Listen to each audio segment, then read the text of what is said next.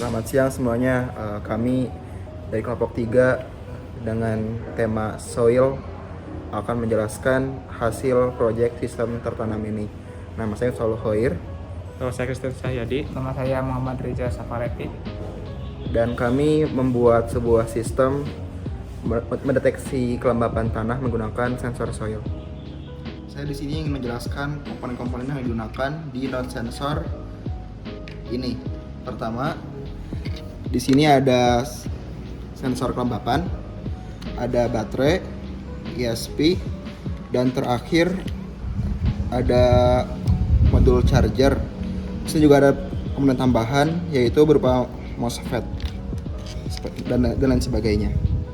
Sekarang lanjut ke fungsi-fungsi tiap komponen. Pertama ada sensor kelembapan, itu untuk mendeteksi kelembapan, mengambil data kelembapan. Ada modul charger untuk dicas, untuk cas node. Lalu di sini juga ada ESP sebagai controller.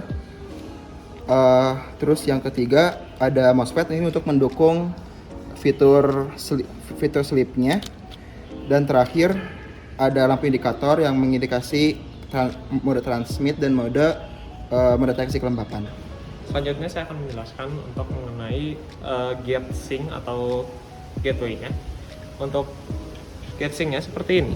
Di sini ada ESP8266 sebagai microcontroller. Kemudian di bawahnya ini terdapat relay.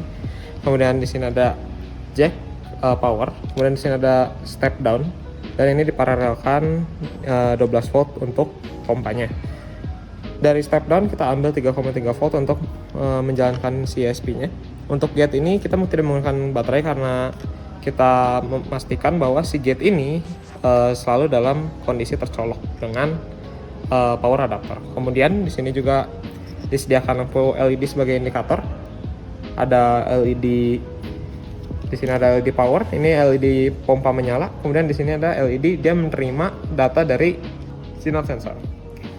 Oke, di sini saya akan menjelaskan cara kerja dari sistem yang telah kami buat. Untuk pertama ini ada node. Node ini cara kerjanya itu membaca data dari tanah yang kemudian akan dikirimkan melalui PMOS dan akan diterima oleh gateway. Dan di sini ada contoh yang sudah saya tancapkan. Jadi nanti ketika si ini nyala akan mendeteksi berapa kelembapan dari tanah ini dan akan mengirimkan datanya ke gateway sini. Nanti di gateway ini akan memproses apakah jika kelembabannya itu lebih dari misalnya 80%, maka si pompa ini akan mati.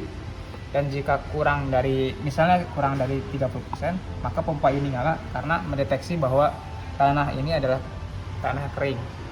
Nah, ini adalah tampilan dari dashboard Grafana-nya. Dashboard ini berisi parameter-parameter dari monitoring yang kami buat. Misalnya di sini ada parameter untuk overall keseluruhan dari node ini, terus ada status moisture berapa persen dari setiap node-nya, terus ada dari status dari gateway-nya, terus ada status nyala mati dari pompanya. Misalnya ini pompanya mati, dan di bawah ini ada grafik real time untuk mengukur moisture per node-nya.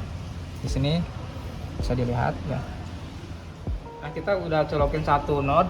Di sini node ini akan nyala setiap 30 detik sekali karena data sensor dari kelembaban ini membaca sekitar 30%-an. Bisa dilihat di sini. Untuk node 1 itu 36% untuk tanah yang ini. Yang artinya ketika ini kan berarti tanahnya kering ya, berarti akan menyalakan pompa dari gateway ini.